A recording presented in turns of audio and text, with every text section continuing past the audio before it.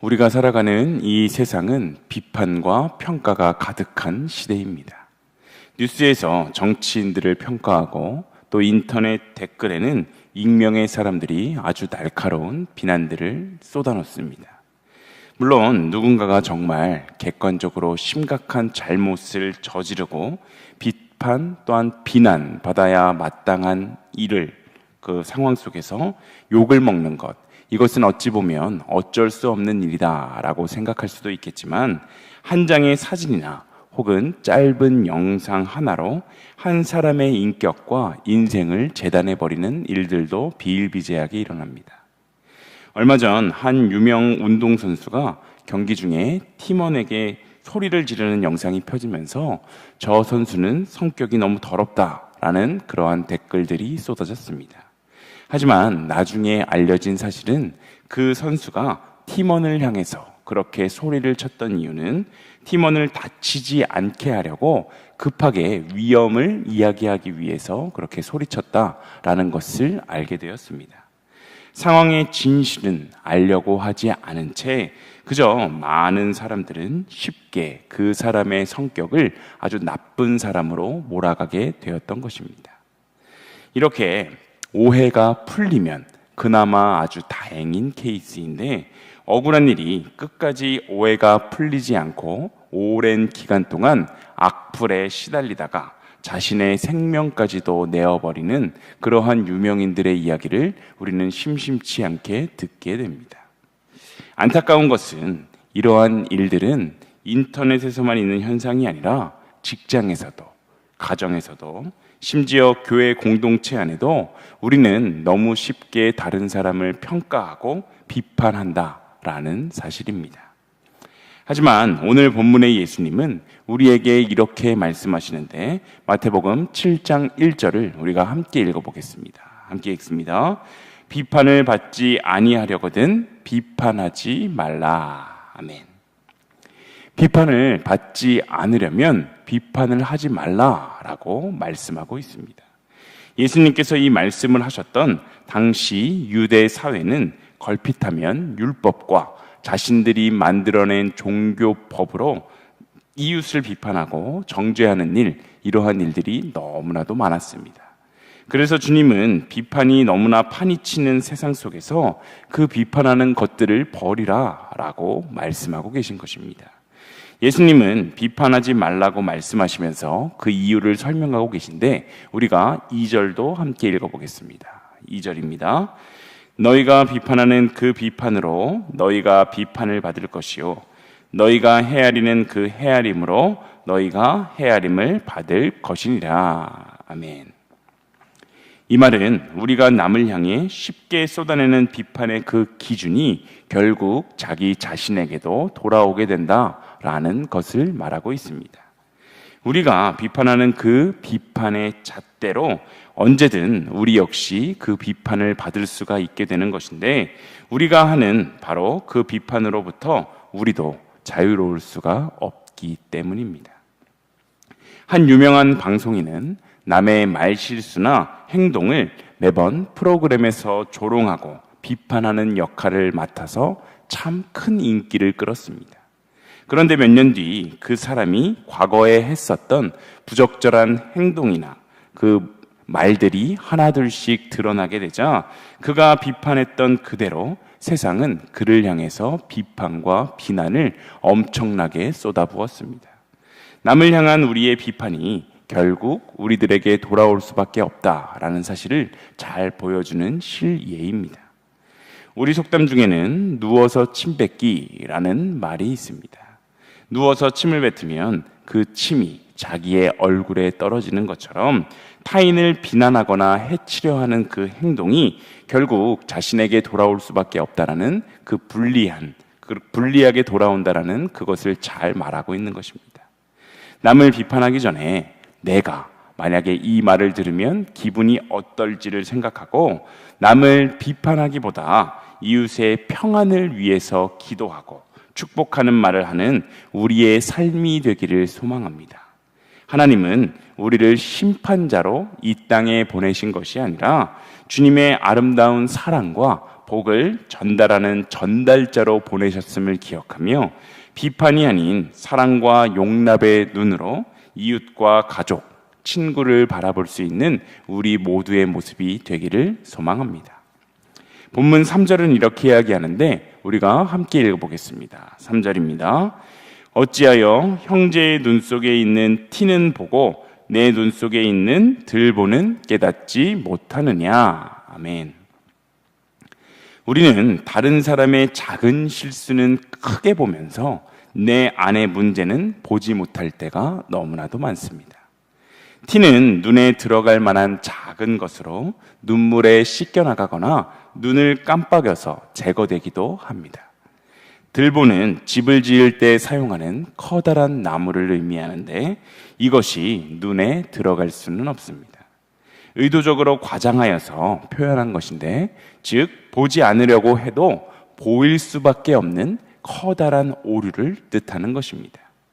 남들 눈에 보이지 않으려고 해도 보이는 커다란 오류를 본인은 갖고 있으면서 도리어 상대방의 잘못을, 아주 작은 잘못을 고쳐주겠노라라고 이야기하면 얼마나 큰 비웃음거리가 되겠습니까? 그런데 남을 판단하려는 사람들이 이런 잘못을 범하는 경우가 너무나도 많습니다. 심리학 연구에 따르면 사람들은 자신의 잘못에 대해서는 정당한 이유를 찾으려고 하고 다른 사람들의 잘못에 대해서는 성격 문제로 돌리는 그러한 경향이 있다고 합니다.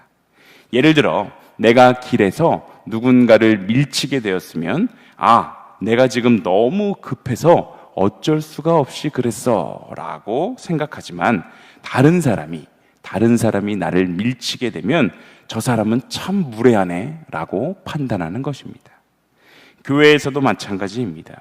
어떤 분이 예배 시간에 늦게 들어오면 저분은 아직도 신앙심이 부족해 라고 생각하지만 내가 늦게 오면 오늘은 차가 막혀서 어쩔 수가 없었어 라고 이야기하게 되는데, 예수님은 바로 이러한 우리의 모습을 정확하게 꿰뚫어 보시고 말씀하고 계신 것입니다. 현재 자신의 상태를 정확하게 바라볼 수 있는 것, 이것은 큰 축복입니다. 남의 잘못만 눈에 보이는 것이 아니라 바로 나의 잘못도 나의 눈에 보이게 된다면, 우리가 깨달을 수 있다면 우리는 하나님께 회개하여서 얼마든지 깨끗하게 될 수 있기 때문입니다. 우리의 신앙생활은 남을 고치는 것보다 자신을 먼저 변화시키는 것, 바로 이러한 모습에서 출발해야 합니다. 주님이 열어주신 신령한 눈으로 타인의 잘못을 바라보며 집중하기보다 나의 잘못을 더 크게 보며 늘 하나님 앞에 겸손한 모습으로 나아가는 우리의 모습이 다 되길 소망합니다. 본문 6절을 함께 읽어보겠습니다. 6절입니다. 거룩한 것을 개에게 주지 말며 너희 진주를 돼지 앞에 던지지 말라. 그들이 그것을 발로 밟고 돌이켜 너희를 찢어 상하게 할까 염려하라. 아멘. 예수님은 거룩한 것을 개에게 주지 말며 진주를 돼지 앞에 던지지 말라라고 말씀하고 계십니다. 이 말은 우리가 무조건 지금 주님께서 비판하지 말라라고 이야기하시기 때문에 무조건 남들에게 아무런 비판의 말도 하지 말고 그 어떤 다른 이야기, 지적을 하지 말아라라고 말씀하시는 것이 아니라는 것을 뜻합니다. 사실 이 비판의 사전적 정의는 현상이나 사물의 옳고 그름을 판단하여서 밝히거나 잘못된 점을 지적하는 것으로 남의 잘못이나 결점을 책잡아서 나쁘게 말하는 비난과는 다른 개념입니다. 비판과 비난은 다른 개념이다라는 것입니다. 그렇다고 비판이 항상 옳은 것만은 아니기 때문에 예수님께서는 최대한 비판하지 말아라 라고 말씀하고 계시지만, 분명한 것은 때로는 누군가의 잘못을 바로 잡아줄 비판이 필요할 때가 있다라는 것입니다. 그런데 이러한 말을 할 때 가장 중요한 것은 바로 그 비판을 받을 상대방의 상황과 그 상대방의 마음을 잘 배려해서 사랑하는 마음으로 교정을 해주어야 한다라는 사실입니다.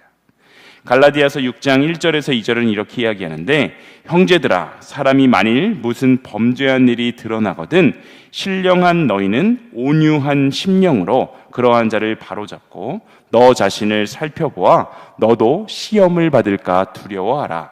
너희가 짐을 서로 지라. 그리하여 그리스도의 법을 성취하라. 아멘. 비판하려는 사람은 온유한 심령, 온유한 심령으로 해야 된다라고 말씀하고 있습니다. 비판하는 사람은 자신이 하나님의 자리나 재판장의 자리에 서서 다른 사람을 비판하는 것이 아니라 그가 형제를 판단하고 고쳐주려는 것은 그리스도 안에서 형제를 사랑하는 마음을 갖고 해야 한다라고 이야기하고 있는 것입니다. 그렇기 때문에 자기의 옳음을 주장하려 하거나 자기의 탁월함을 인정받으려는 마음이 있어서는 전혀 안 될 것이고, 또한 언제나 자신에게도 잘못이 있을 수 있다라는 것을 인정하고 그리스도의 용납하심과 용서하심, 그리고 인내하심이 필요하다라는 이 사실을 반드시 인정할 수 있어야 하는 것입니다.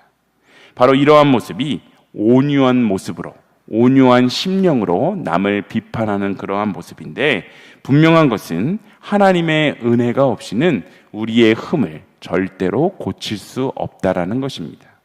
그러하기에 형제의 잘못을 비판하려고 할 때에는 그 잘못을 내가 함께 지고 하나님께로 나아가겠다라는 마음으로 우리는 할 수 있어야 합니다. 과연 우리 일신교회 공동체는 온유한 심령을 가진 사람들이 많은 공동체입니까? 교우 간의 갈등들을 그리스도의 사랑으로 그 사람의 자리에 내려가서 함께 짐을 지는 마음으로 잘못을 알려주고 인내하며 기다려주는 사람이 넘쳐나는 그러한 우리 일신교회 공동체가 되기를 소망합니다. 다른 사람을 비판하는 것에서 자유롭게 되고, 또한 다른 사람의 비판으로부터 내가 자유롭게 될 때 비로소 하나님과의 관계 안에서 건강한 성장이 일어나게 됩니다. 잘못한 사람에게 필요한 것은 비판이 아니라, 비판하는 사람이 아니라 사랑입니다. 물론 진리가 무엇인지 모르는 사람에게는 그것을 가르쳐 주어서 옳고 그름을 바르게 알도록 그렇게 도와주어야 하지만, 이 일을 사랑 없이 행함으로 상대에게 상처를 주어서는 안 됩니다. 그리스도의 사랑으로 서로의 허물을 용납하고 사랑으로 인내하며 사랑으로 권면하는 우리들의 모습이 되기를 소망합니다. 오늘의 말씀을 정리하겠습니다. 비판 대신 사랑을 선택하는 우리들의 인생이 되기를 소망합니다. 예수님은 오늘 우리에게 판단보다는 사랑을, 비판보다는 회복을 선택하라 라고 말씀하고 계십니다. 내가 남에게 내린 잣대가 나에게 돌아올 것이기 때문에 정죄보다는 남의 허물을 사랑으로 감싸주는 우리가 되어야 합니다. 또한 남의 티를 보기 전에 내 눈 속에 있는 들보를 먼저 보는 자기 성찰이 앞서는 바로 우리들의 모습이 되어야 하며, 무조건적으로 비판을 하지 않거나 무조건적으로 비판을 하는 그러한 모습이 아니라 사랑 안에서 분별력 있게 남의 허물에 대해서 이야기하되 이해와 공감을 통해 지혜롭게 이야기를 할 수 있는 바로 우리들의 모습이 되어야 합니다. 비판보다 사랑을 먼저 선택하며 비판의 말 한마디 대신에 기도의 말 한마디를, 또한 정죄의 시선 대신에 공감의 시선을 선택해서 우리의 가정과 교회와 세상을 더욱 따뜻하게 만들어가는 우리 일신교회 모든 성도님들이 다 되시길 간절히 소망합니다.